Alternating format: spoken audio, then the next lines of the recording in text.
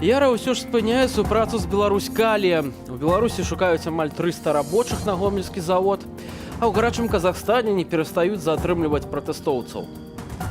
Затрымліваюць у Беларусі, у тым ліку за каментары пра падзеі ў Казахстане і за ацэнку адпраўку беларускіх вайскоўцаў у гэтую краіну. Таксама, да прыкладу, затрымалі стваральніка ютуб-каналу «Трэці рэгіён Беларусь» Олега Канавала ў 2020 годзе.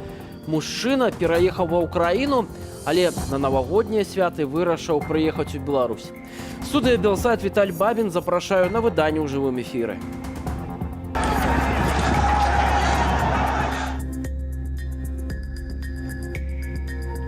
Не надо излишне, образно говоря, стесняться в этом плане, озираясь на некий Запад, Америку или еще какие-то государства. Будем смотреть резко по сторонам, свернем шею.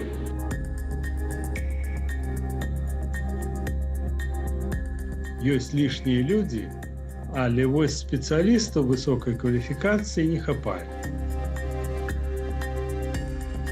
Наступствы будуць і, конечно, гэта ускладняе працу беларускай калійнай Белкалію.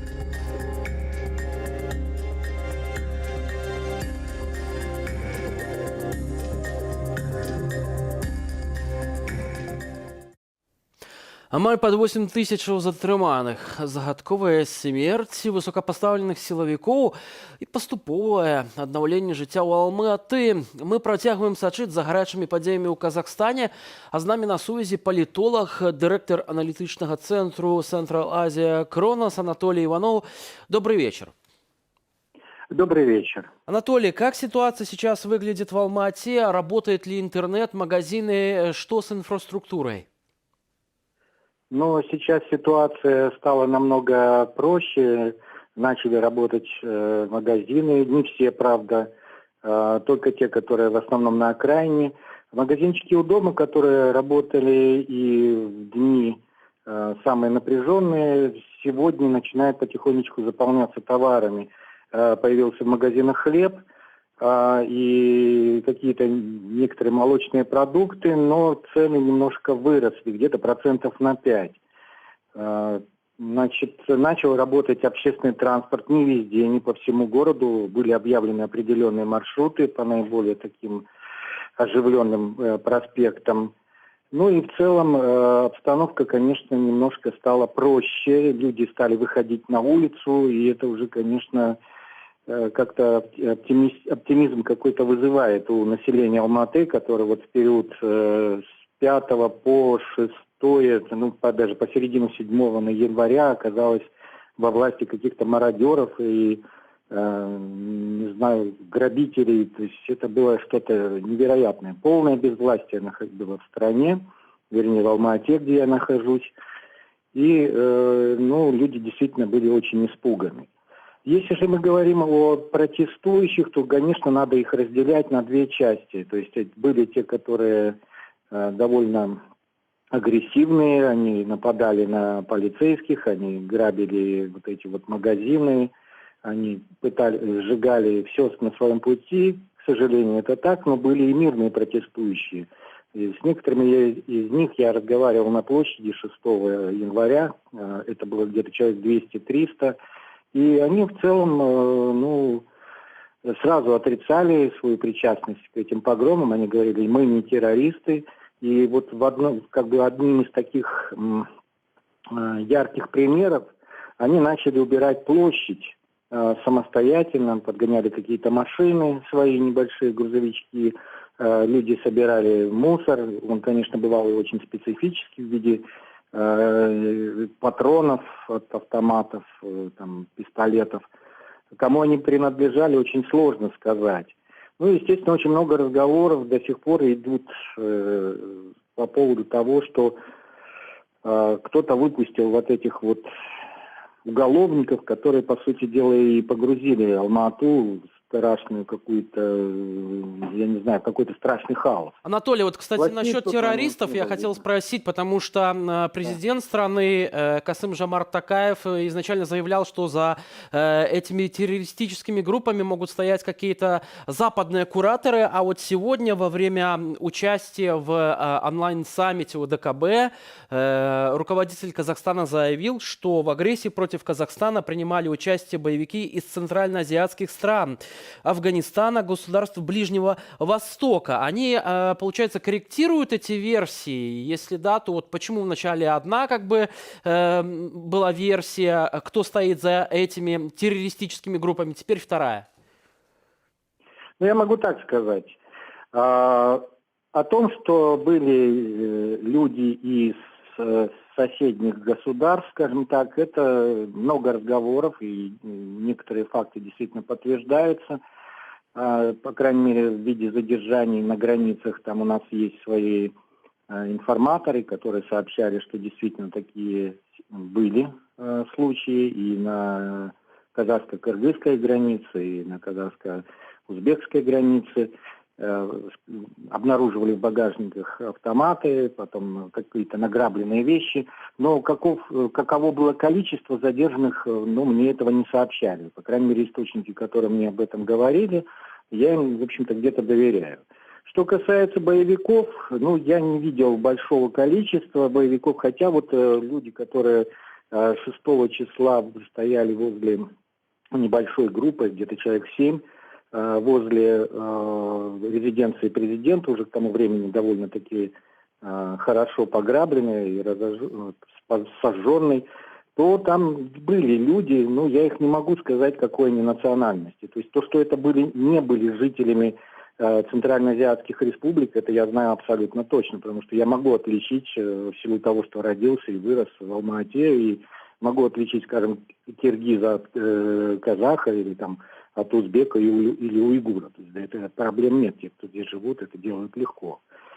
Понятно, что для нас более очевидно, что это не были, собственно, может быть, были какие-то террористы, возможно, мы вполне допускаем подобное. Я говорю, если из тех разговоров, которые беседовал я с многими жителями, и поскольку я еще живу в непосредственной близости от площади Республики, где все это происходило, я слышал все эти взрывы, бесконечные перестрелки.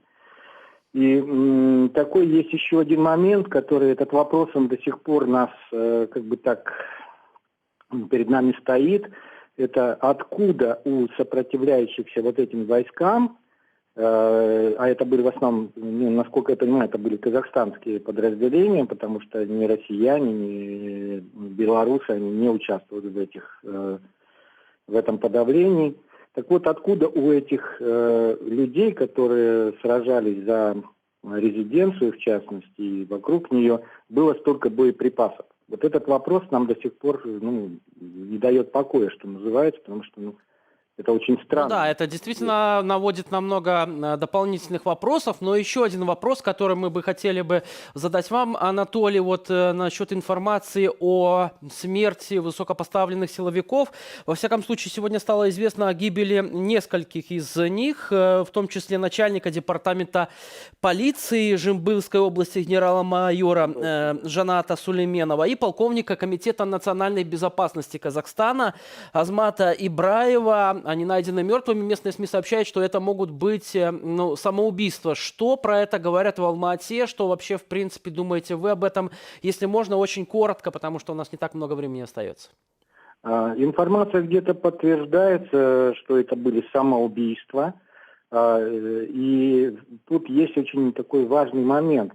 И тот человек, который из Тараза, и тот человек, который из Нур-Султана, то есть полицейский и комитетовский, они были связаны негласно с Каримом Асимовым. По крайней мере, у нас такая информация проходила.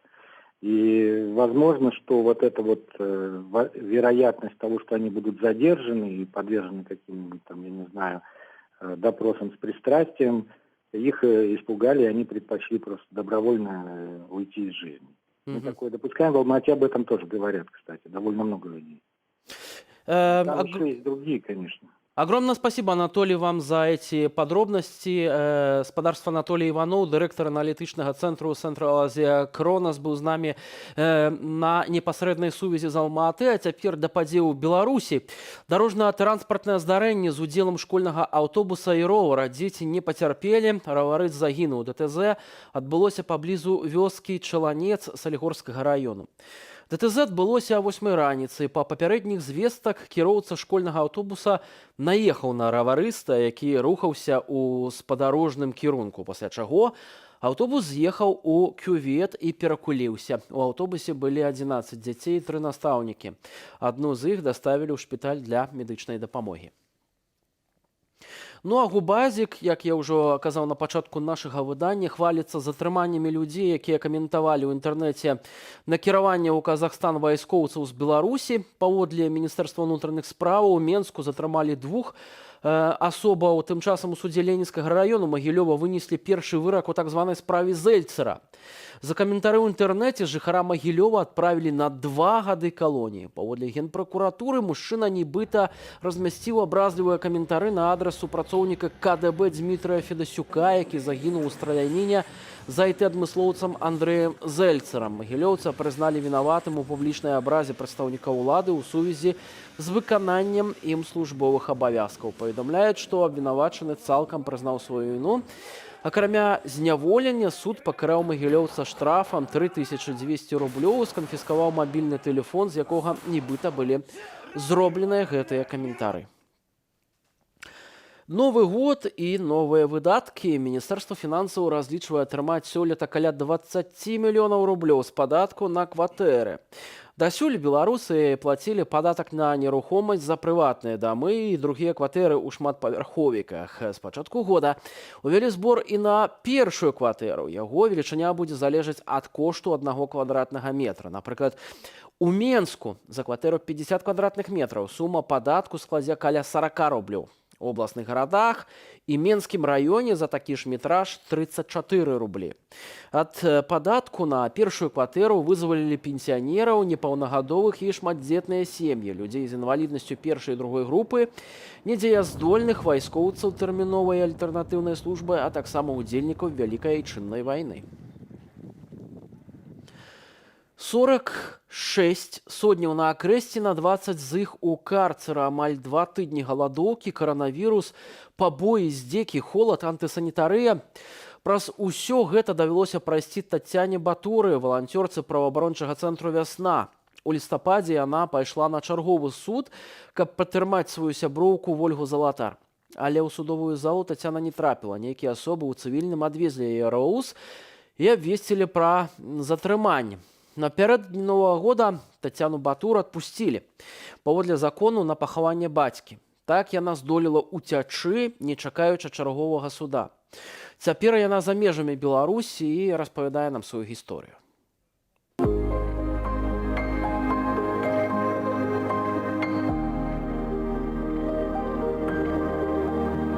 Два дня не знала конкретно, за что я задержана.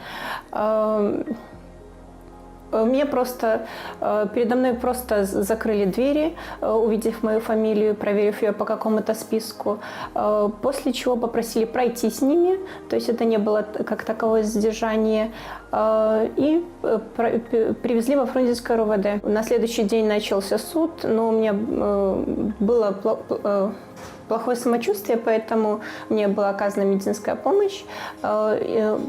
После я ночь переночевала в ИВСе, и уже на 3-й день состоялся суд, где мне были выписаны 15 суток, и меня перевели в ЦИП. Изначально меня посадили в камеру на 3-й этаж к политическим девочкам. Я там была в двухместной камере 7-й. Провела я там буквально полдня, после чего без каких-либо претензий со стороны работников мне сказали с Батура с вещами на выход и перевели в карцер. В карцере условия были, конечно, гораздо хуже. Там была только холодная вода, был плиточный пол холодный, на котором мне приходилось спать. И позже туда же начали подселять бездомных женщин, у которых были вши. И Я насчитала 20 суток в итоге. Когда меня перевели, раздатчица еды спросила у кого-то из охраны, за что я здесь, вот именно в карцере.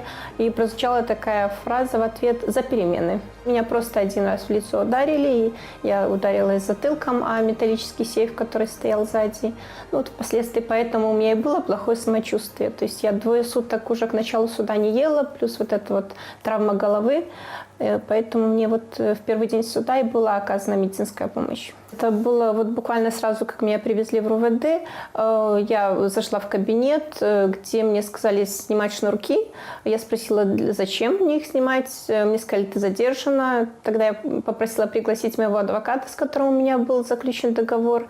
И прозвучала фраза, что вот тебе я не адвокат. И вот последовал вот этот вот удар в лицо. Сложнее всего был холод в карцере по ночам. От него просто вот невозможно было спать. Ты пытался как-то кутаться, пытаться там дышать себе под кофту, согреться всеми возможными способами. То есть вот это было самое сложное.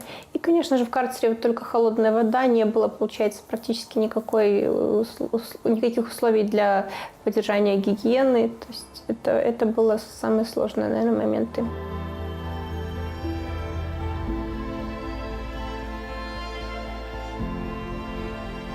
О том, что у меня умер отец, во Фрунзенском РОВД, судя по всему, мне не собирались рассказывать, несмотря на то, что адвокат 30 числа отправил туда все документы с просьбой отпустить меня на похование.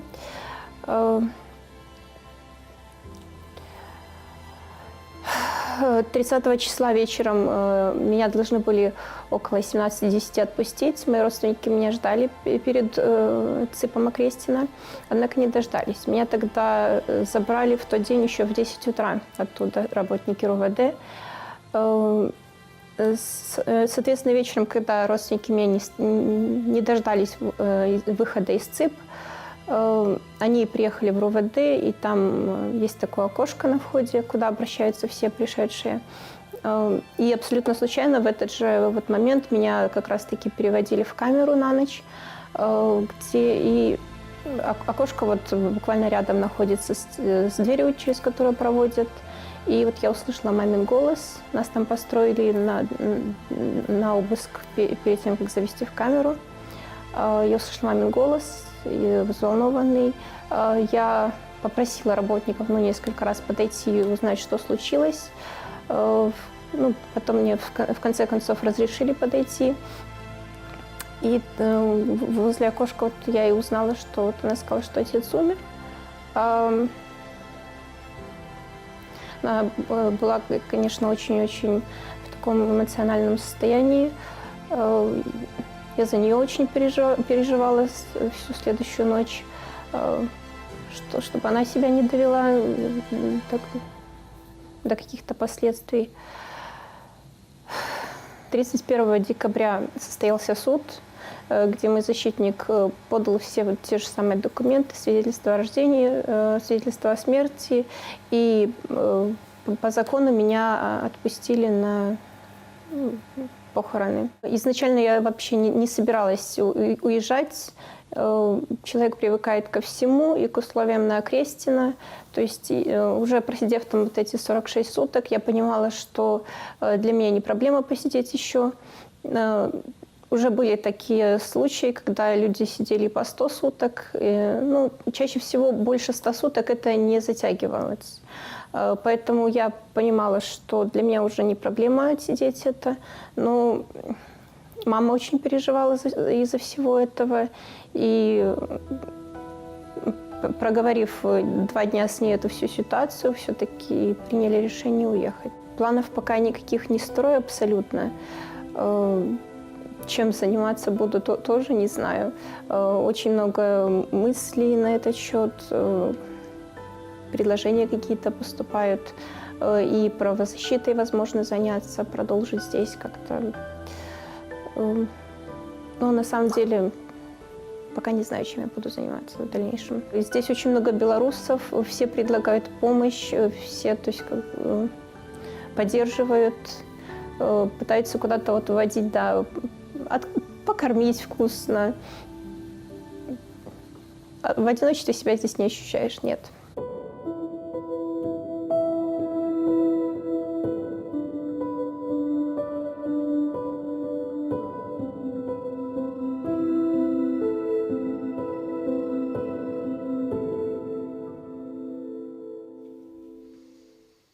Гаспадарства навіна, добрая навіна з апошняй гадзіны. Аматар памідораў са смятанай Анатоль Шаўковіч выйшаў на волю. Пра гэта паведаміла ў сваім фейсбуку праваабаронца Тацяна Гацура-Яворская. Анатоля Шаўковіча затрымалі яшчэ 11 лістапада летась. Мусь паведаміла, што ён арганізаваў у падвале дома вытворчасць пратэснай сімволікі.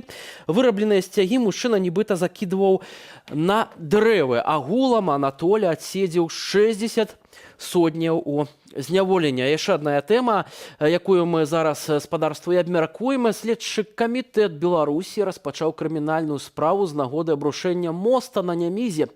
У тым ліку і па артыкуле халатнасць. Тым часам старшыня Менскага гарвыканкаму паабяцаў пабудаваць новы мост цягам месяца. З намі ў студыі аўтар блогу на Ютубе, беларускі урбаніст Даніил Аленіус. Вітаю вас. Вітаю. Даніил, такое пытанне.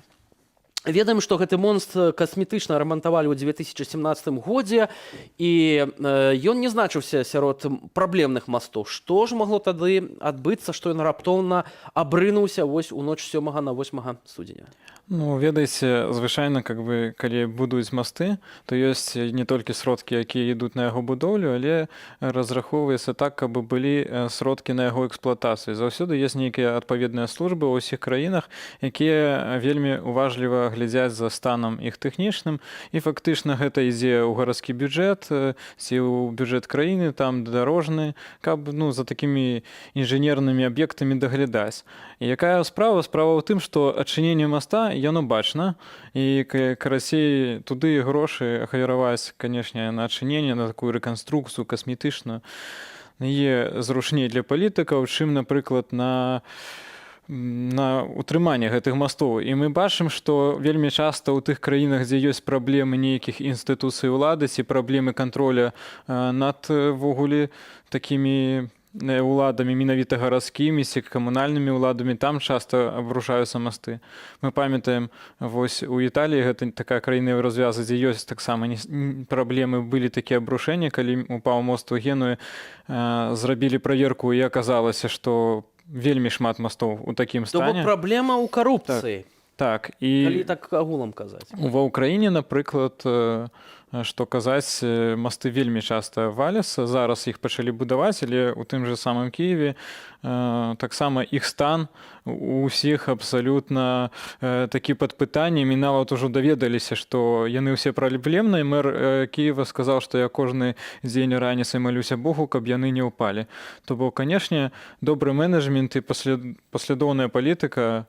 Больш за то, у нас у краіне і заказчык Менгарвыканкам, і яго прадпрыемствы таксама дзяржаўныя канфлікты інтарэсаў, і прадпрыемствы, якія назіраюць і будуюць і гэтак далей. Усё займаюцца дзяржаўныя структуры, правда? Канфлікт інтарэсаў. І тут іншае пытанне таксама паўстае, ці варта зноўку адбудоўваць гэты мост, зноўку яго рабіць, таму што старшыня Менскага гарвыканкаму Владзімир Кухараў абяцае пабудаваць новы мост за 1 месяц. Мы ў сваім тэлеграм-канале запыталіся ў тым ліку у нашых гледачоў, чытачоў, што яны думаюць на гэты конт. І вось што гаспадарства кажуць. Петыцыя супраць аднаўлення разбурнага моста, яна з'явілася зусім недаўна, і вось аўтары звароту мяркуюць, што гэты мост перашкаджае ўспрыняццю гістарычнага цэнтру Менску, бо там акурат знаходзіцца гістарычная забудова, і ў тым ліку яны таксама нагадалі пра колішні праект дэталёвага планавання гістарычнага цэнтру Менску, паводле якога праспект Пераможцаў меркавалі злучыць з вуліцай Леніна праз падземны тунэль, а плошчу Свабоды, плошчу Волі, зрабіць пешаходную зону. Вось што пішуць нашыя гледачы. Па-моему, машынаў усё болей, а не людзей. Вось і лічы, каму больш месца трэба. Гэта адно меркаванне, яшчэ адно меркаванне. Гэта на перспектыву. Хутка нават есці не будзе чаго. Усе будуць хадзіць пехотаю альбо перасядаць на ровары, як у Кітаі, так што ўсё цалкам абгрунтавана. Яшчэ адно меркаванне. Вось я за падземны тунэль на ўчастку вуліцы Леніна ў верхнім горадзе, а верхні горад зрабіць цалкам пешаходным. Ніхто тунэлю капаць не будзе, кажуць нашы іншыя гледачы. За дужа неабгрунтаваная сума атрымаецца, а як у Палац незалежнасці прэзідэнта дабірацца, галоўнае пытанне, так? І сапраўды, што вы думаеце, Даніл? Ці варта ўсё ж такі аднаўляць гэты мост? Ну, туннель, ведаеце, это такая супер добрая ідэя, как бы і нашым, і вашым, і давайце і пешаходы, і аўтамабілі будуць ехаць праз цэнтр без корак, і все будзе добра. Но насамрэч туннель гэта вельмі дорага, і гэта больш складаная канструкцыя за мост, больш за тое там даўжыня ад гэтага скрыжавання да канцэртнага залю Мінск. Это яшчэ ў 80-х так планавалі зрабіць, даволі вялікая, нават па Варшаве бачна, колькі гэты паўднёвы туннель будавалі. Улічвае, што тут ёсць бюджэт, тут ёсць кантроль, еўразвязы і гэтак далей, то бок, ну, дакладна гэтага не будзе. А наконт ввогуле пешаходнага моста і гістарычнай, наконт гістарычнай как бы галіны, чаму ввогуле гэты мост будаваўся? Таму што вось раней я хацеў паказаць такую раздрукоўку. Раней быў такі гістарычны цэнтр, дзе была шыльная... Гэта у вас дзесьці які пачатак 19-го, пачатак 20-го стагоддзя. Так, гэта гістарычная забудова Немігі. Так, гэта гістарычная забудова Немігі. У Мінска ёсць цалкам такі гістарычны раён, ідзе цалкам такі слой, то бок няма ніякіх перарываў, і пасля вайны прыкладна плюс-мінус тое засталося. Канешне, былі разбураныя дамы, але параўнанні з Варшавай, якая ввогуле была пад нуль зруйнована, как бы... Там яшчэ хіба што сама рака Неміга на гэтых мапах была. Так, яе старае русла ёсць. Што потом далей адбываецца? Прыкладна, вось ёсць яшчэ такая выява, это ўжо такая нейкія розныя прапановы архітэктараў былі такія, зрабіць з цэнтра горада такі вось суперсацыялістычны хай-тэк как бы таго часу горад, і ў газетах савецкіх усім казалі пра вось гэту старую гістарычную забудову, што гэта ўсё перажыткі буржуазнага былога. То бок была такая ідэя зрабіць такі вялікі горад сонца, зрабіць такі вялікі как бы сацыялістычны помнік, і тады дабудоўнікі лічылі, што сучаснасць гэта велізарныя магістралі транзітныя праз цэнтр горада. Ну, дарэчы, вось наконт этой забудовы, яе ж, наколькі я ведаю, пра Траецкае прадмесце знасілі, да, і фактычна толькі ў 60-х, 50-х гадах аднаўлялі. Сам Хрушчоў прыязджаў паглядзець на, як это было зроблена. Вось тады чамусьці пры савецкай уладзе гэтыя масты, ну, ці больш яны былі, вытрымлівалі нагрузкі, ці не? Ну, просто тады вось, калі хацелі пабудаваць вось гэты супер, так сказать, хайвей праз цэнтр, пабудавалі спачатку гэты мост, ён шоў, как бы зелёная магістраля нашла акурат ад резідэнцыі чыноўнікаў да будынка, які зараз адміністрацыя прэзідэнта, ну, таксама. І другая, гэта вось разбурылі цалкам Немігу і праклалі 6-палосную шашу такую. Даніл, як мяркуеце, ўсё ж такі, вот адзін месяц дае старшыня Менскага райвыканкаму на праектаванне гэтага моста і нават на пабудову, хаця некаторыя эксперты кажуць, што і 3 месяцаў замала. Вы як лічыце, ці можна за месяц пабудаваць нармальны мост, распрацаваць ягоны план, канструкцыі і так далей, і ўзвесці? Ну, я думаю, што гэта дакладна немагчыма. Ёсць, канешне, нейкія відэо з Китая, дзе там 1000 працаўнікоў, там з 10 000 яны неяк там падымаюць на руках гэты мост, але, ну, гэта, я скажу, злачынны папулізм. Прыклад такога злачыннага папулізму таксама ў Кіеве абваліўся стары мост шуляўскі, шляхаправод, які таксама доўга не вытрымліваў нагрузкі. Праходзіць, мэр кажа, мы зробім яго менш за год.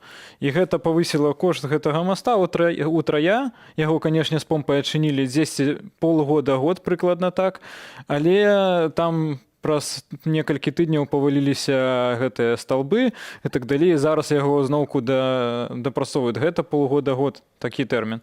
А за месяц я не ведаю, як можна аднавіць мост, калі яны вырашылі яго разабраць. Вы як лічыце, што ж тады варта зрабіць з гэтым мостом? Які найлепшае развязанне ёсць, на ваш погляд? Па мне вельмі важна, што ўсё ж такі частка таго, што зараз гістарычны цэнтры, тыя кавалкі, якія часам аднавілі, яны ўсё роўно ўпіраюцца ў шум аўтамабіляў, у шашу і гэтак далей. Было шмат прапановаў зрабіць неяк так, каб частку трафіка абвесці, і сусветная практыка таго, што ад гістарычных цэнтраў робяць аб'язныя дарогі не праз іх.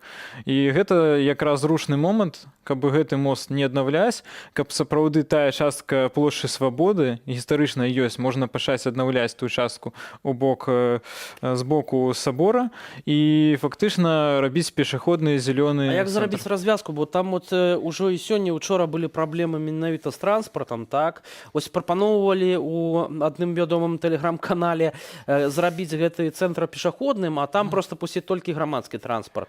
Як же ж тады дабірацца людзям у цэнтр? Ну, напрыклад, я не скажу, што весь цэнтр, хаця, канешне, гэта было б з аднаго боку добра. В прынцыпе, стары горад Варшавы так і зроблены, што как бы ёсць аб'язныя, а само краковскае прадмесце, оно больш асабліва па выходных толькі для грамадскага транспарта і гэтак далей. Ну, на маю думку, што вось проста гэта напрамак, на якім ёсць сам мост, гэта праспект пераможцаў Леніна, яго трэба не аднаўляць, і фактычна зараз дабудоўваецца суткненне першага транспартнага кола з там вуліцай Маскоўскай і гэтак далей, то бок ёсць хуткасны бессветафорны аб'езд цэнтра. Чаму вось гэты момант ён якраз такі трохі паменшыць трафік у цэнтры. Іншыя будуць ехаць, іншыя будуць адчуваць сабе павольна. Не заўсёды дадаваннем дарог пробкі спыняюцца. Часам наадварот нейкі дадатковы трафік абводзіцца в абыход, і тады пробкі памяншаюцца. Ще, Даніл, такое пытанне. Улады неяк пацвердзілі, што ў Беларусі зараз знаходзіцца 22 аварыйныя масты. Як вы лічыце, што з імі рабіць? Якое рашэнне з'яўляецца найбольш слушным? Ці варта гэтыя аварыйныя масты неяк рэнаваць, рамантаваць і ўсё ж такі знасіць, нешта іншае прыдумляць? Ну, по кожнаму мосту, я думаю, свая сітуацыя, які это ў такім стане, што трэба рабіць новае, гэта трэба, каб спецыялісты глядзелі, але, на мою думку, ввогуле ў краіне Беларусі трэба зрабіць такую рэформу, каб выканаўца, будоўнік, той, хто будуе, была адна фірма частная, быў конкурс, і тыя, хто даглядае, таксама праходзілі нейкі конкурс, каб не было канфлікту інтарэсу, што дзяржава будуе, дзяржава сабе кантралюе, то бок ввогуле не кантралюе і гэтак далей. Тады больш-менш не будзе нічога валіцца. А, канешне, вялікая колькасць зараз мастоў амаль у кожнай вобласці раёне, якія ў аварыйным стане, іх трэба рабіць, таму што між гарадамі інфраструктура павінна быць, інакш проста краіна існаваць не можа. На жаль, што, скажем так, на шчасце ніхто не пацярпеў падчас вось гэтага абрушэння гэтага моста. Будзем спадзявацца, што такіх сітуацыяў будзе як мага менш, ці не будзе ўвогуле, больш за тое, што варта, каб дзяржава сапраўды кантралявала гэты працэс. З намі ў студыі быў аўтар блогу на ютубе, беларускі урбаніст Даніл Аленіус. Дзякуй вялікі за гэтую размову. Ну а мы да яшчэ адной важнай тэмы, да якой сёння, канешне ж, вернемся у тым ліку падчас размовы ў студыі. На прадпрыемствах бракуе кваліфікаваных працаўнікоў, але пры гэтым рэжым праводзіць масавыя звальненні. Вядомы эканаміст Леў Марголіна адзначыў, гэтая тэндэнцыя ў Беларусі не новая. Цягам апошніх прыкладна 10 гадоў у краіне губляецца ад 50 до 70 тысячаў працоўных месцаў. І патлумачыў прычыну, давайте паслухаем. Это такі беларускі парадокс, што з аднаго боку рабочае месца скарачаецца, а з другого боку усюды мы бачым, шукаем, патрабуецца. Справа тут у тым, што на нашых прадпрыемствах, асабліва на вялікіх і сярэдніх, яшчэ з савецкага часу быў вялікі баласт з працоўных, якія на самой справе былі не вельмі патрэбны на гэтым прадпрыемстве. Але былі такія часы, калі Лукашенко прямо забараняў звальняць людзей, і прыходзілася шукаць нейкія такія абходныя шляхі, каб кагосьці звольніць, хто не патрэбны. А калі не звольніць, так прадпрыемства будзе заўсёды стратным. І вось парадокс якраз заключаецца ў тым, што ёсць лішнія людзі, але вось спецыялістаў высокай кваліфікацыі не хапае. А для таго, каб прадаваць прадукцыю, прадукцыя павінна быць якаснай. А яна не можа быць якаснай без сучаснага абсталявання і без высокакваліфікаваных працоўных. Вось таму такі ў Беларусі парадоксы. Я думаю, што пакуль гэтая ўлада будзе заставацца, гэты парадокс таксама нікуды не дзенецца. Ну што ж, увага, праца шукае работнікаў. Гомельскі завод «Ліця» і «Нармалей» прапануе каля 300 вакансій з заробкам ад 280 до 400 долараў. З намі ў студыі прадстаўнік рабочага руху Дмітрый Ціт, вітаю. Добрый вечер. Дмітрый, ну як вы лічыце, вось усё ж такі 300 вакансіяў прапануе гомельскі завод і заробкі такія до 400 долараў. Чаму няма жадаючых? Вы знаете, наверное, люди закончились, которые готовы работать за такие копейки. И, как мы знаем, Гомельская, Могилевская, Витебская области в основном рабочая сила уезжала в Россию, а сейчас такой толчок, и, наверное, да, люди заканчиваются, не хотят работать ни на режим, ни за такую зарплату, когда их не уважают, когда вокруг репрессии, и люди покидают Беларусь. Ну, гэта Гомель, а магчыма, вам вядома, як сітуацыя выглядае ў іншых рэгіёнах, таму што вы узгадалі Магілёў, Гомель, сапраўды рэгіёны, якія вельмі арыентаваліся ў рабочым плане на рабочую такую эміграцыю ў Расію. Якая сітуацыя агулам па Беларусі зараз выглядае? Што рабочы рух ведае пра гэта? Очень сложно на всех предприятиях, на самом деле, с кадрами. Везде эта информация скрывается, руководство всегда заверяет, что работников хватает, если есть какие-то вакансии, от этого производства не страдает, но на самом деле все выглядит намного хуже. Не зря спрятали статистику, вакансии на многих сайтах предприятий уже не публикуются в таком количестве, как было раньше, потому что, ну, это, скажем так, несет репутационные для них потери. І ще з іншого боку, напевно, скорочається витворчість, тому що, ну, сенс тоді тримати великі об'єми. Это само собой подразумевается, потому что, ну, сбыта-то, по сути, как такового нет. Сколько можно сбывать продукцию в Россию или в Украину? Еще неизвестно, сколько Украина позволит продавать белорусскую продукцию. И все потихонечку сворачивается, к сожалению. І пракацілася вось гэтая волна зачыстак. Мы ведаем, што на прадпрыемствах, у тым ліку на горадні Азот, былі прыклады, калі звальнялі людзей толькі за тое, што яны не падпісваліся падчас выбарчай кампаніі за Александра Лукашенко, падпісваліся за нейкіх альтэрнатыўных кандыдатаў. Тады логіка ўладаў на чым палягае? Звольніць як мага больш, каб менш было людзей, яны скончыліся? Я не могу вообще понять эту логику и не могу ее прокомментировать, наверное, потому что они боятся любого какого-то человека, который может сказать какое-то слово против, и не смотрят в будущее, неважно, что будет с этим производством, что будет с этим предприятием, им главное, чтобы люди были покорны. Разам з тым, вось мы кажам пра тое, што гэтая хваля рэпрэсіяў пракацілася, ці ёсць разуменне ў сённяшніх рабочых, што насамрэч адбываецца, ці разумеюць яны, што ад іх можа быць залежыць, ну, вось далейшы этап беларускай рэвалюцыі, калі мы можам так назваць, таму што ўсё ж такі былі спробы страйкаў, так, не будзем казаць пра удаласць іх альбо пра пазітыўныя нейкія высновы. Тым не менш, мы бачым, што все ж таки белорусы не спешаются страйковать. Я хочу сказать, что волна эта прокатилась, но она не остановилась. Увольнения продолжаются. Понимают или нет рабочие? Я думаю, что понимают, но у нас такие спокойные люди, и пока есть возможность получать хотя бы этих 400 рублей, они выбирают, ну, как бы так сказать, синицу в руках, наверное, чтобы можно было купить себе хлебушка, еды, покушать, потому что им кажется, что на этой работе жизнь окончится. Если они потеряют работу, они ничего не смогут, они не смогут себя реализовать. На самом деле режим очень долго вбивал в головы работников такую вот идеологию, и с этим сложно бороться, но люди понимают это, пускай это сознание идет медленно. Коллективные действия способны на большие изменения, подвигнуть тоже руководство. И когда это сознание придет уже у большинства работников, тогда, да, возможно, это революция, и она будет мирная, хочу подчеркнуть, и она обязательно будет. Дарэчы, кажучы пра калектыўную дзейнасць, сёння вось стала вядома, што Яра прыпыняе супрацу з Беларускаліем. Прынамсі, да 1 красавіка абяцаюць спыніць гэтую працу, гэты гандаль, таму што не дазваляюць санкцыі адпаведна. Ці гэта добрая навіна для ўсіх рабочых? Ці гэта можа стаць трыгерам нейкім для спынення супрацоўніцтва іншых замежных кампаній з беларускімі прадпрыемствамі?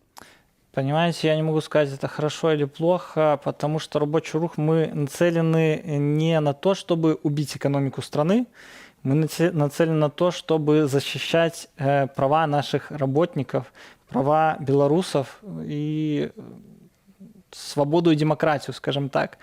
С одной стороны, конечно, это хорошо, что очередная компания достаточно серьезно перестала работать с режимом, но в ту же очередь мы не хотим, чтобы это экономически отыгрывалось именно на работниках и на рабочих, в данном случае Беларусь-Кали. Ну, Яра на самом-то деле она не слишком большие объемы производства удобрений с Беларусь-Кали забирала, но это хороший знак, я хочу сказать так, что с режимом никто не будет работать, пускай Яра там скрипя зубами где-то это делала, но такое есть, и это достаточно хорошо. А я зараз шановным гледачам патлумачу, чым жа ж прычына таго, што Яра спыніла супрацу з Беларускаліем. Дмітрый Ціт, рабочы рух, дзякуй вялікі за гэтую размову. І, канешне ж, яшчэ хацелася б дадаць пра тое, што разам са звальненнямі працягвае расці і колькасць палітвязняў у Беларусі, цяпер іх 964 асобы, і сярод іх і вядомы палітолог Валерыя Касцюгова, якая трапіла ў так званую трэцюю хвалю рэпрэсіяў. Злачынны рэжым пачаў чыніць расправу з асобамі, чые аналітычная ды інфармацыйная дзейнасць выкрывае сапраўдную сітуацыю ў беларускім грамадстве. Сёння наша рубрыка «Жыве» прысвечаная ёй.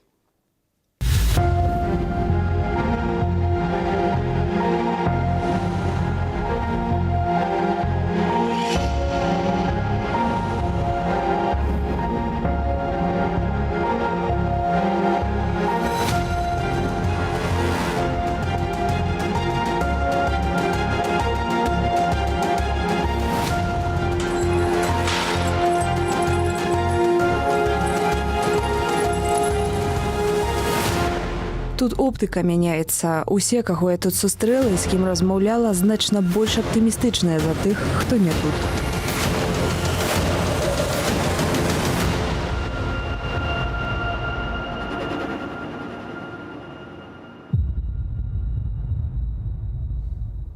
Ну што ж, вяртаемся да апошняй тэмы. Такім чынам, нарвежская кампанія Яра спыніць закупку калійных угнаенняў у Беларусі да 1 красавіка 2022 года. Пра гэта самая кампанія заявіла ў адмысловай заяве. Таксама адзначаецца, што, цытата, «наступствы цяперашніх санкцыяў для Беларусі зніжаюць здольнасць Яра станоўча ўплываць на бяспеку і дабрабыт работнікаў Беларусь-Калі». Для Яра гэта несуцяшальнае развіццё падзеяў. Мы па-ранейшаму цвёрда адданыя бяспецы і дабрабыту работнікаў Беларусь-Калі. Канец цытаты. Гэта рашэнне вынік перамоваў паміж кіраўніцтвам арганізацыі ды прадстаўнікамі штабу Святланы Ціханаўскай, а таксама вынік дзеянняў удзельнікаў кампаніі ціску на нарвежскую канцэрн. Адзін з іх, Віталій Алейнік, пракаментаваў навіну. Давайте яго паслухаем. Перш за ўсё, конечно, хацелася павіншаваць еўрапейскае, наша беларускае грамадства з такой значнай, я б сказал, выбітнай падзеі за апошні час. Амаль 1,5 гады сапраўднай барацьбы між сквапнасцю асобнай карпаратыўнай кампаніі Еўропы і людзьмі, якія выступалі за агульначалавечыя каштоўнасці, скончыліся перамогай менавіта людзей, што сёння мы і павінны святкаваць. А з намі на сувязі кіраўнік кабінету Святланы Ціханаўскай Валерый Кавалеўскі. Добрый вечар. Добрый вечар. Офіс Святланы Ціханаўскай доўгі час намагаўся спыніць гэтую супрацу паміж Беларусь-Каліем і Яра. Прайшоў нейкі час, магчыма, прайшло зашмат часу. Я не ведаю, як вы расцэньваеце вось гэтую кампанію. Ці задаволеныя вынікамі? Ну так, безумоўна, мы задаволеныя. Гэта вынік нашых намаганняў на працягу вельмі працяглага часу, і не толькі офіса Святланы Ціханаўскай. Шмат беларусаў па ўсім свеце пратэставалі, пісалі организовывали пикеты насупраць амбасадаў Норвегии, писали у дзяржаўныя установы норвежские, звярталі увагу на тое, что Яра закупае, дазваляе фактычна існаваць, фінансуе рэжым праз свае закупкі. І хоць Яра гаворыць пра тое, што яны таксама фінансавалі праграмы па бяспецы працы на вытворчасці, гэта выглядала трохі нібыта яны фінансуюць менавіта працоўныя месцы для того, каб беларусы маглі далей здабываць руду, дазвалялі Яры закупаць каштоўны матэрыял, аднак не надта клапаціліся пра правы чалавека, пра грамадзянскія і палітычныя правы беларусаў. І гэта, конечно, нас засмучала вельмі моцна. І нават сёння, калі мы паглядзім на заяву Яры пра спыненне супрацы з Беларускаліем, то яны гавораць пра прычыну спынення гэтай супрацы. Гэта менавіта ўздзеянне амерыканскіх санкцый, якія робяць закупкі немагчымымі. То бок яны спынілі гэтую супрацу не праз парушэнні правоў чалавека, не праз рэпрэсіі працоўных, у тым ліку на Беларускаліі, а праз тое, што нейкія лагістычныя ланцугі зараз не могуць працаваць як раней. А мне падавалася, што ўсё ж такі пасля апошняга інтэрв'ю Святланы Ціхановскай ў нарвежскім выданні, Яра ўсё ж такі вырашыла прыслухацца да здаровага сэнсу. Безумоўна, гэта вынік ціску. Безумоўна, і амерыканскія санкцыі, якія былі ўведзены, якія наўпрост закранаюць інтарэсы Яры, гэта таксама вынік ціску беларусаў. Перш за ўсё, пратэсту, які працягваецца ў Беларусі. Нават калі ён не такі відавочны, не такі заўважны для нас і для замежнікаў, тым не менш і амерыканцы, еўрапейцы ацэньваюць сітуацыю ў Беларусі як крызісную, і таму гэтыя санкцыі уводзіліся і будуць працягваць уводзіцца. Памятаем пра тое, што амерыканскія санкцыі сталі адказам на крызіс у Беларусі, на рэпрэсіі, на гвалт супраць беларусаў. І менавіта гэтыя амерыканскія санкцыі вымусілі Яру ў рэшце-рэшт спыніць сваю супрацу. Як бы там ні было, ці то гэта было наўпроставым адказам Яры на падзею Беларусі, ці праз другаснае, праз амерыканскія санкцыі, вельмі важна разумець, што гэта менавіта вынік крызісу, менавіта вынік ціску беларусаў на ўлады і на міжнародную супольнасць. Пра эканамічныя наступствы для эканомікі Беларусі, для Беларускалію мы ўжо неаднаразова казалі ў эфіры студыі Белсат, а зараз, канешне, хацелася б закрануць тэму палітычных наступстваў вось гэтай навіны. Давайте ўжо зараз паслухаем палітолага Андрэя Казакевіча, пасля чаго вернемся, абмяркуем гэтую тэму. Ці можа гэта прывесці там до новых выбараў? Напэўна, не. Гэта верагоднасць, в прынцыпе, невялікая, я прынамсі маю на ўвазе той пакет, які от зараз быў прыняты, тому што гэта все-таки закранае самыя такія чулівыя пытанні да палітычнага выжывання дзеючай улады. Але калі мы кажам пра пытанне вызвалення палітвязняў, пра пэўную дэскалацыю ўнутры краіны, то так. Ці вы, спадар Валерый, згодны з тым меркаваннем Андрэя Казакевіча пра тое, што спыненне супрацы з Беларускаліем з боку канцэрна Яра можа нейкім чынам паўплываць на палітычную сітуацыю ў Беларусі, у тым ліку на вызваленне палітвязняў асобных? Абсолютно згоден з гэтым, і беларускі рэжым неаднаразова паказваў, што яны вельмі заклапочаныя санкцыямі, асабліва супраць такіх прадпрыемстваў, як Беларускалій. Канешне, кароткатэрмінова наўрад ці мы пачуем нейкія сігналы з боку рэжыма Лукашэнкі пра тое, што яны шкадуюць пра гэта развіццё сітуацыі. Хутчэй за ўсё гэта будуць агрэсіўныя заявы, такія напоўненыя ўпэўнасцю тым, што іх гэта ніяк не закране, іх інтарэсы, але санкцыі падобнага кшталту маюць кумулятыўны эфект, гэта значыць накапітельны эфект, які становіцца ўсё больш і больш адчувальным праз некаторы час. Гэта абмяжоўвае рынкі збыту для прадукцыі Беларускалія, гэта абмяжоўвае пакупнікоў, і гэта, канешне, будзе ціснуць на цану, таму што іншыя пакупнікі таксама будуць глядзець на эту сітуацыю, разумець, што ў Беларускалія значна менш магчымасцяў для збыту сваёй прадукцыі і будуць дыктаваць сваю волю. Гэта значыць, што кошты на прадукцыю Беларускалія могуць пайсці ўніз. Спадар Валерый, яшчэ, канешне, не магу не запытацца пра Літву, таму што нашы журналісты рабілі адпаведнае расследаванне, і гэта, як вядома, вызвала велічэзны скандал у суседняй краіне ў снежні месяцы, калі стала вядома, што ўбыход амерыканскіх санкцыяў усё ж такі пастаўкі праз літоўскія парты беларускіх угнаенняў працягваюцца. На ваш погляд, ці вы будзеце дамагацца таго, каб быў нейкі створаны кантралюючы орган, ці ўсё ж такі гэта першаступенчатая задача самого літоўскага ўраду, каб кантраляваць гэтыя працэсы? Мы ведаем, што літоўскі ўрад вельмі шмат робіць для таго, каб падтрымліваць беларусаў у іх барацьбе за свабоду, за дэмакратыю, каб спыніць рэпрэсіі. І, канешне, гэтая сітуацыя, якая склалася з чыгункамі літоўскімі, яна выглядае досыць недарэчна, але тым не менш вось такія дзеянні, такія рашэнні, як амерыканскага ўраду, што санкцыі пачнуць дзейнічаць з 1 красавіка, яны пэўным чынам паслабляюць гэтую нагрузку на пытанне, і я думаю, што так ці інакш літоўскія чыгункі знойдуць выхад з гэтай сітуацыі, і такім чынам салідарнасць з беларусамі будзе поўнай. Яшчэ одну тэму хацеў бы з вами абмеркаваць. Канешне, не магу не абмінуць гарачыя падзеі ў Казахстане і рэакцыя беларускіх уладаў на тое, што там адбываецца. Сёння быў онлайн-саміт краінаў-удзельнікаў АДКБ. Лукашенко зноў заявіў, што ўвядзенне войскаў АДКБ у Казахстан – гэта добрая ідэя. Давайте паслухаем, што ён казаў увогуле пра гэта, працягнем размову.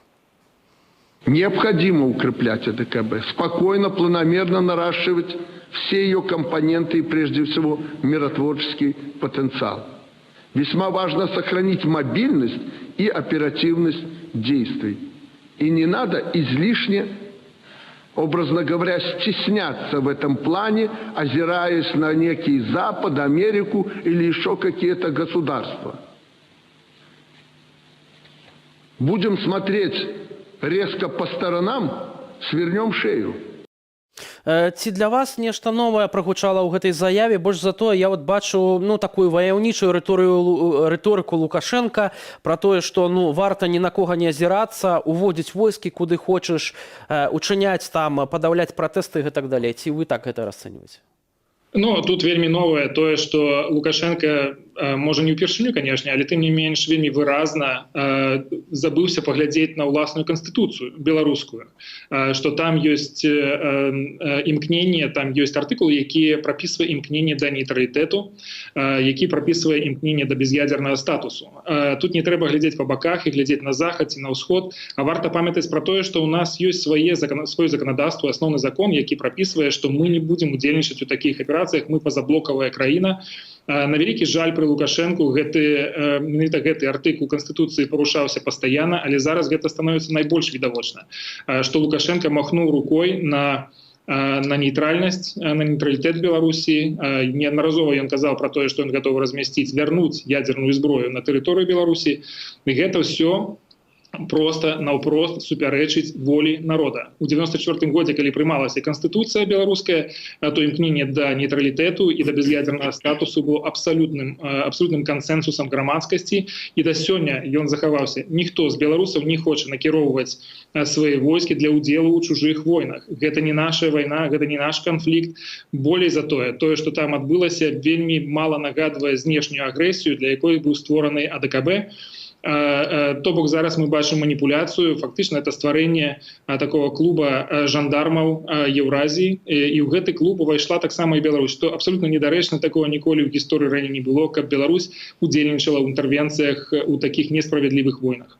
Разам з тым, Александр Лукашенко праводзіць паралелі з Беларусю, і тут таксама напрошваюцца нейкія паралелі з гэтымі падзеямі, прынамсі у тым, што кажуць улады Казахстану, як быццам бы па адной метадычцы з Александром Лукашенком пра замежных куратараў, пра тое, як жорстка дзейнічаюць сілавікі, хаця бы калі параўноўваць тое, як працуе прапаганда, як з'яўляюцца гэтыя пакаяльныя відэа.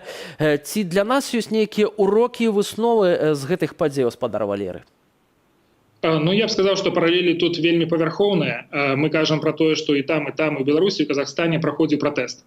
І там людзі патрабавалі таго, каб іх пачулі ва ўмовах, калі ў іх няма магчымасці карыстацца нейкімі дэмакратычнымі інструментамі і працэдурамі.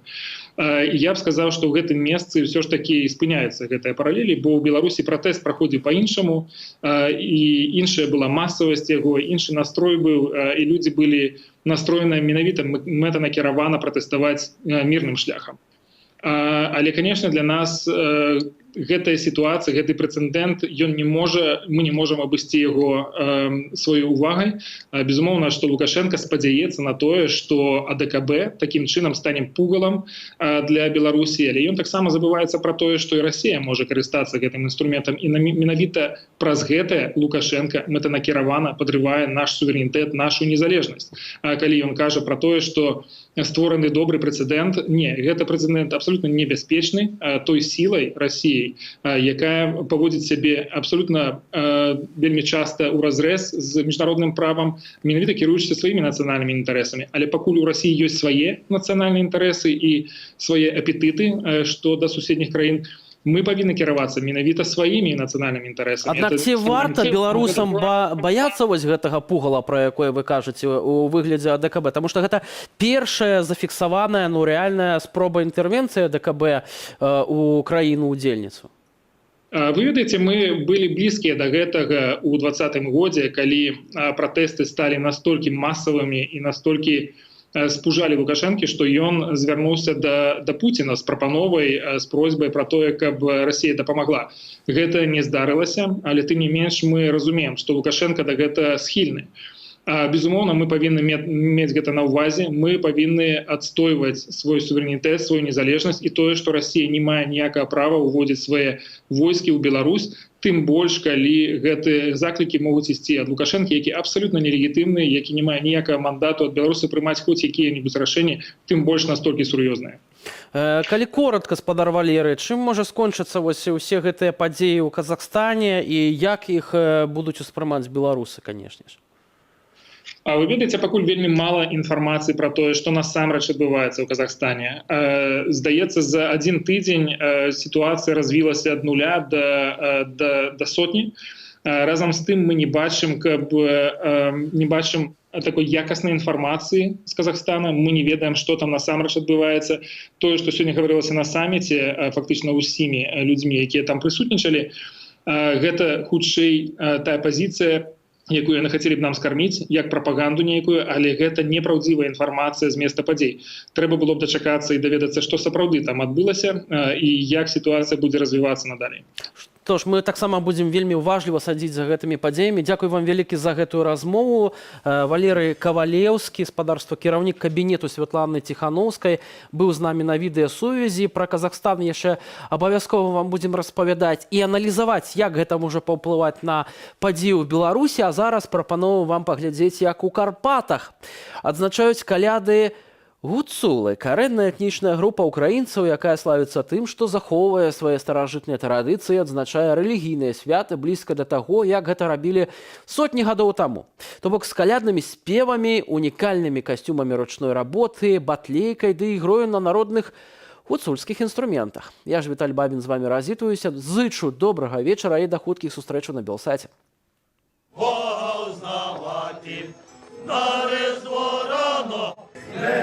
Віночок, Господь нам, Боже, волю здобуті, щоби цей голос щороку чуті.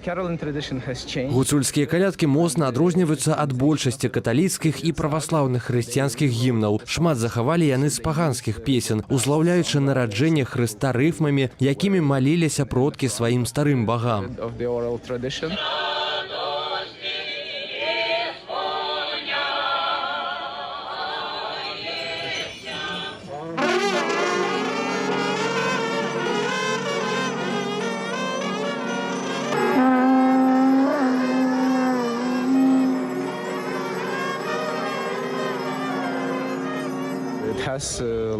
Традыцыя калядавання ў гуцулаў звязаная з адчуваннем вечнасці, святам супольнасці, а таксама з ушанаваннем калядоўнікаў, якія працягвалі традыцыю ў савецкі час, калі калядаванне было забароненаю, каранаю традыцыяй.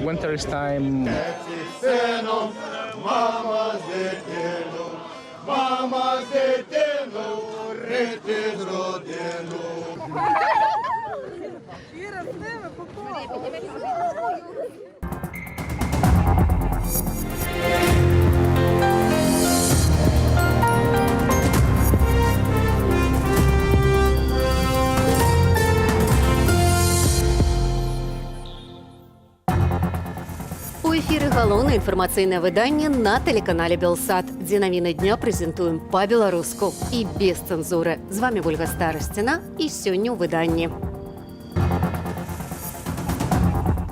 Сотні мільёнаў, а можа быць і мільярды даляраў, якія рэжым патэнцыйна недаатрымае. Буйная кампанія сыходзіць з беларускага рынку. Распавядзем падрабязнасці. Я услышал от сокамерников то, что если сделать такое заявление, якобы тебе предлагали деньги, и ты прилетел на митинг, в Алмату с целью митинга, то тебя сразу же экспортируют в Бишкек. Музыку, якога ўлады Казахстану назвалі іншаземным тэрарыстам, вызвалілі. Это был такой путь, как мне показалось, и поэтому я решил наговорить на себя. Люди ідуць, яны разумеюць, што яны губляюць сваё здароўе, і для гэтага патрэбны нейкі вялікі стымул. Прадпрыемства са шкоднай вытворчасцю шукае 300 працаўнікоў. У якасці стымулу прапаноўвае мізэрныя заробкі.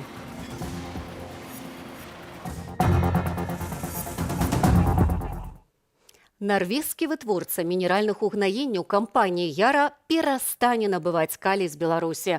Гэтае рашэнне не падтрыманне санкцыйнай палітыкі Еўропы, а вымушаны крок, падкрэсліў кіраўнік кампаніі. Ці наблізіць разрыў кантрактаў да мэт, у якіх апазіцыя хацела дасягнуць праз эканамічны ціск на рэжым у Беларусі, высвятляла Юлія Цяльпук. Яра спонсор катаванняў. Так заяўляюць прадстаўнікі беларускай дыяспары, якія і зімой, Сами вы пошли работать! Вы заработать должно!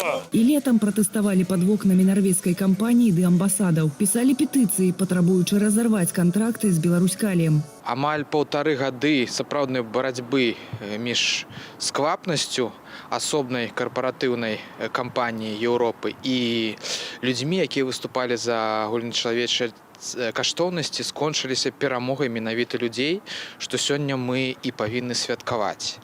Кіраўнік Яра Свайн Туре Гулстер, нават сыходзячы з Салігорск, інакш бачыць сваю працу з прадпрыемствам беларускага рэжыму. Яра цвёрда прыхільная ўсеагульным правам чалавека і асуджае любыя формы рэпрэсіяў і парушэнняў правоў чалавека. Пры падтрымцы праваабарончых арганізацый і прафсаюзаў Яра дамагаецца пазітыўных зменаў, выкарыстоўваючы сваю прысутнасць у Беларусі для прасоўвання бяспекі працы і правоў чалавека. Наступствы цяперашніх санкцый для Беларусі зніжаюць здольнасць Яра станоўча ўплываць на бяспеку і дабрабыт работнікаў Беларусь-Калію. Закупкі калію ў Беларусі Яра згортвае толькі таму, што экспартаваць калійныя угнаенні з Салігорску адмовіліся іншыя кампаніі з ланцугу паставак. Да 1 красавіка, дня ўступлення ў сілу санкцыяў ЗША супраць беларускай калійнай кампаніі, Яра абяцае спыніць закупкі. Адмовіцца ад супрацы з Беларусь-Каліем кампанію Яра пераконвала Святлана Ціханаўская. Жнівеньскі візіт у Нарвегію і тэлефонныя перамовы ў снежні поспехам не ўвянчаліся. Тым не менш,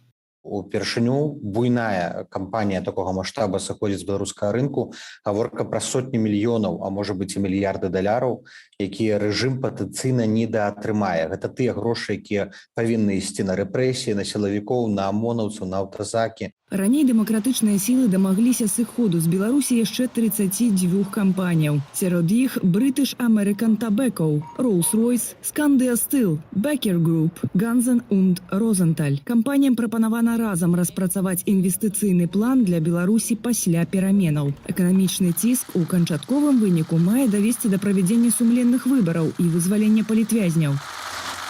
Калі мы кажам пра пытанне вызвалення палітвязняў, пра пэўную дэскалацыю ўнутры краіны, то так, гэты эфект можа быць, хаця, напэўна, яго давядзецца пачакаць. Адмовы Александра Лукашэнкі ад улады і правядзення сумленных выбараў палітолаг чакаць не раіць. Агулам ён мяркуе, што эфект абмежавальнай кампаніі Захаду расцягнецца ў часе. Я думаю, што, конечно, стратэгія тых, хто санкцыі вводзіць, заключаецца ў тым, што проста рэпрэсіі, далейшыя рэпрэсіі робяцца больш дарагімі.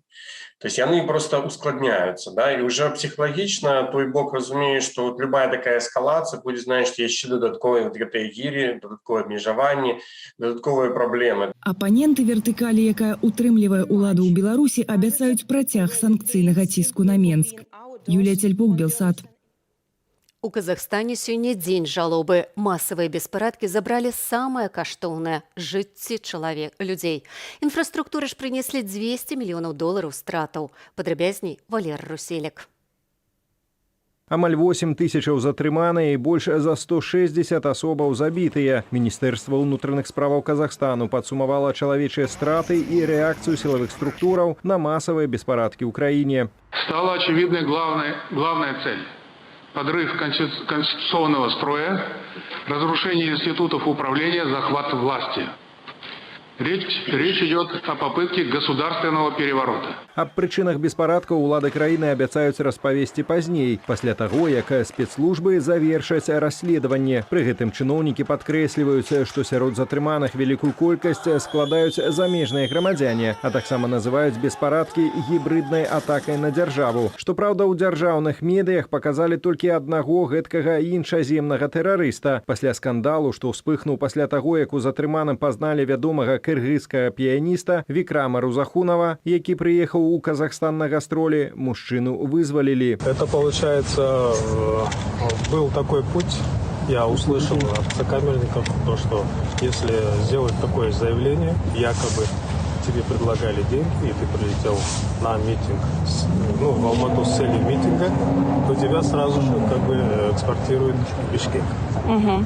Это был такой путь, как мне показалось, и поэтому я решил наговорить на себя. Таксама з прычыны правядзення дасудовага расследавання не паведамляюцца падрабязнасці смерці адразу шэрагу высокапастаўленых сілавікоў, целы якіх былі знойдзеныя гэтымі днямі. У прыватнасці, у Алматы на працоўным месцы памёр адзін з намеснікаў начальніка раённага ўправлення паліцыі. Паведамляецца, што ў палкоўніка нібыта не вытрымала сэрца. Валер Руселек, Белсат. Не трэба саромецца. Гэтак Лукашенко выказаўся пра місію АДКБ у Казахстане.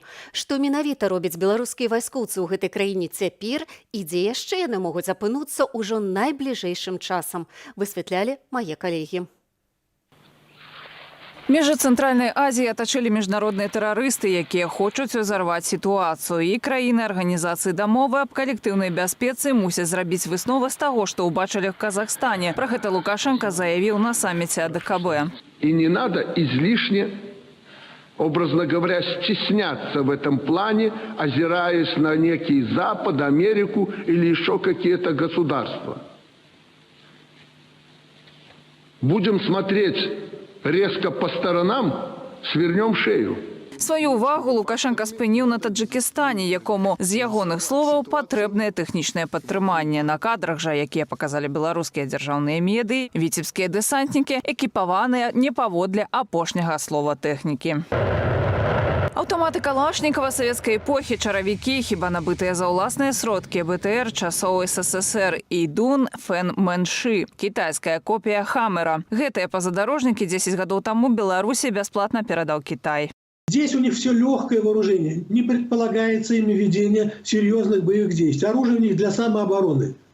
Они не имеют права вмешиваться в конфликты на стороне той или иной стороны. Беларускія кантрактнікі-добраахвотнікі, як заяўляецца ў Міністэрстве абароны, змешчаныя пад Алматы. Яны бароняць артылерыйскі арсенал у паселішчы Капшагай, ды вайсковы аэрадром Житыген. Здесь есть с пропусками автомобили, у нас есть образцы бланки документов. Мы их сверяем. Але нават з гэтую задачу самастойна беларускія вайскоўцы, абапіраючыся на іхныя ж словы, справяцца не ў сілах, дапамагаюць калегі з Казахстану. Потому что документы на казахстанском языке нам немножко сложно читать. Узбекистан, як і Таджикистан, мяжуе з Афганістанам, дзе ўладу ўзялі талібы. Михаил Пранович, Надзея Бельская, Белсат.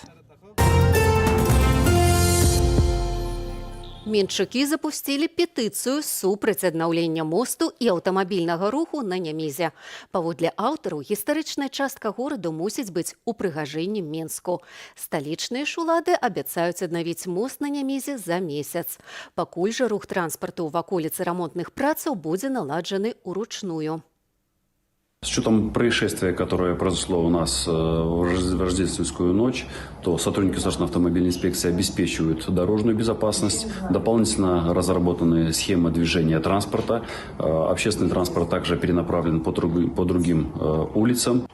Аўтары петыцыі лічаць разбурэнне мосту над вуліцай Няміха добрай нагодай для вяртання Мінску яго гістарычнага сімвалу.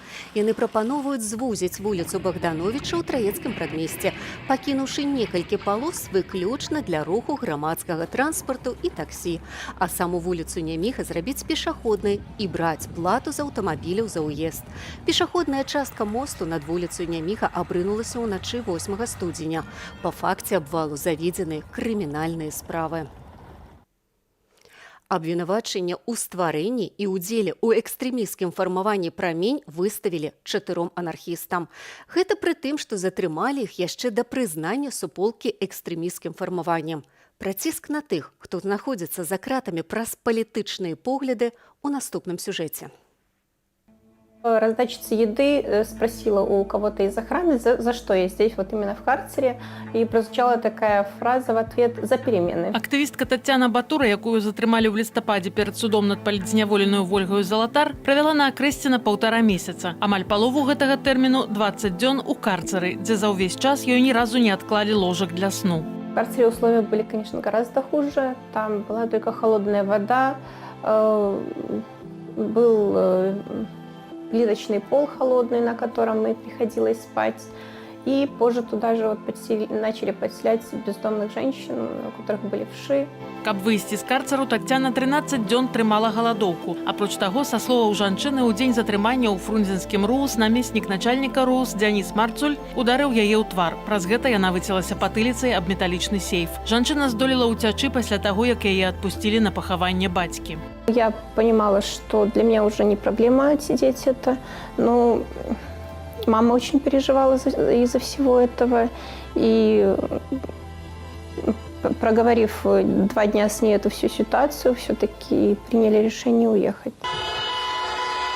Невыносныя ўмовы ў калоніі, паводле інфармацыі з адзіночання беларускіх студэнтаў, стварылі для асуджаных у так званай справе студэнтаў. 12 пакараным у гэтай справе не аддаюць лістоў, пагражаюць пазбавіць спатканняў з роднымі, забараняюць кантактаваць з іншымі зняволенымі і чыняць ціск на працоўных месцах. Робіцца гэта нібыта для таго, каб пакараныя падпісалі прашэнне аб памілаванні. Уважаемые граждане, запуск судебного заседания прекращен. Просьба разойтись.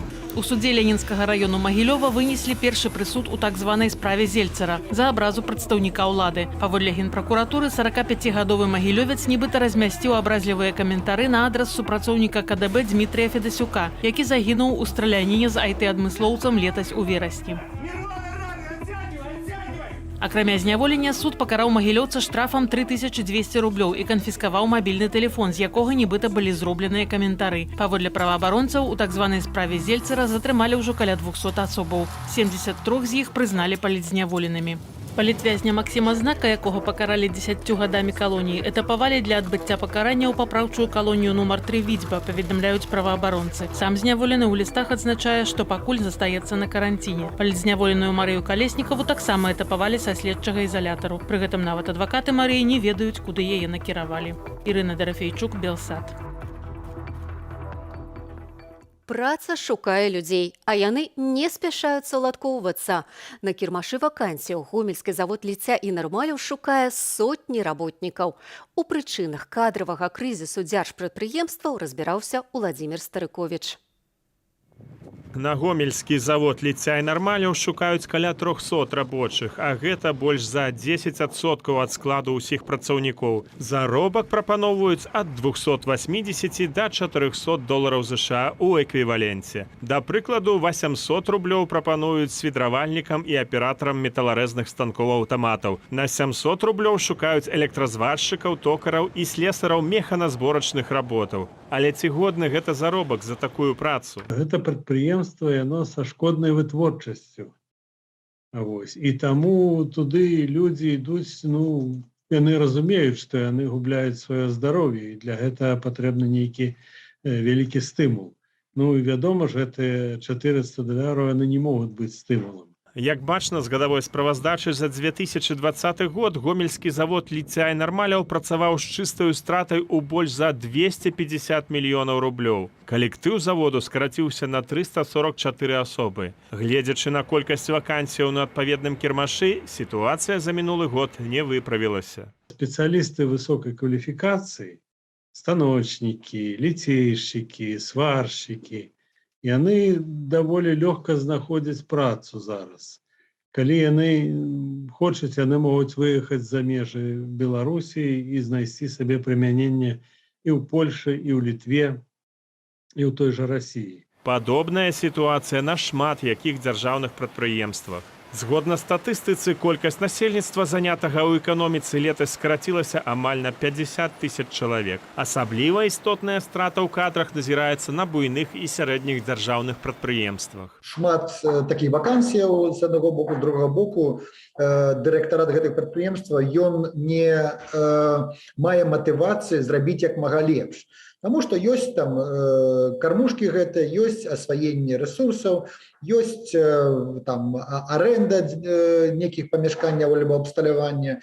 І яны проста ёсць паміж інтарэсамі прадпрыемства, інтарэсамі кіраўніцтва відавочны канфлікт. Эканамісты кажуць, што адным з самых слабых месцаў у эканамічным плане ўраду і сёлета застаецца занятасць і аплата працы, якія ў існых умовах пазбаўленыя базы для здаровага і арганічнага росту. Адток капіталаў, кампетэнцыяў і ведаў – гэта асноўная пагроза існаванню беларускага саўка і сістэмы дзяржплан. Катастрафічна не хапае тых людзей, якія давалі бы нават на $1000 добрую якасць працы, таму што людзям, якія ведаюць сабе цану, ім важна не толькі там, каб капалі нейкія грошы, ім важна таксама яшчэ свабода, ім важна годнасць, ім важна чалавекам звацца ў сваёй краіне. А менавіта гэтага ў Беларусі ўжо няма. За мінулы год кадры гублялі ўсе галіны, акрамя інфармацыйных тэхналогіяў і сувязі. Больш за ўсё работнікаў сышло з будаўніцтва, прамысловасці і сельскай гаспадаркі, больш за 30 000 чалавек толькі з названых галінаў. Праблемы ж з занятасцю і аплатаю працы, паводле эканамістаў, ёсць прамым вынікам сістэмных праблемаў, развязання якіх пры гэтым рэжыме не прадбачыцца. Уладзімір Старыковіч, Белсат. Напрыканцы выдання інфармацыя ад нашых гледачоў са Злучаных Штатаў. На хакейны матч каманда Washington Capitals і Міннесоты яны прыйшлі з плакатам, на якім намалявалі бел-чырвона-белы сцяг і напісалі «Лёха, чакаем у госці». Гэтае паведамленне адрасавалася хакеісту з Беларусі Аляксею Протасу, нападніку Вашынгтона. Пабачыўшы землякоў, Аляксей падарыў ім сваю майку. Напярэдадні ён адзначыў дзень народзінаў. Яму споўніўся 21 год. Хакеіст нарадзіўся ў Віцебску, а ў наймацнейшай хакейнай лізе свету дэбютаваў летась у лістападзе. Агулам у НХЛ гуляюць два нашыя суайчыннікі. На гэтым завяршаю выданне аб'ектыву. Далей у эфіры Белсату размова Цыганкова пра тых, хто засядзеўся ў прэзідэнцкім фатэле. І такіх нямала. Я ж своечасова ўстаю з фатэля вядоўцы, але перад гэтым развітаюся са гаспадарствам з пажаданнямі ўсяго найлепшага. Беражыце сябе.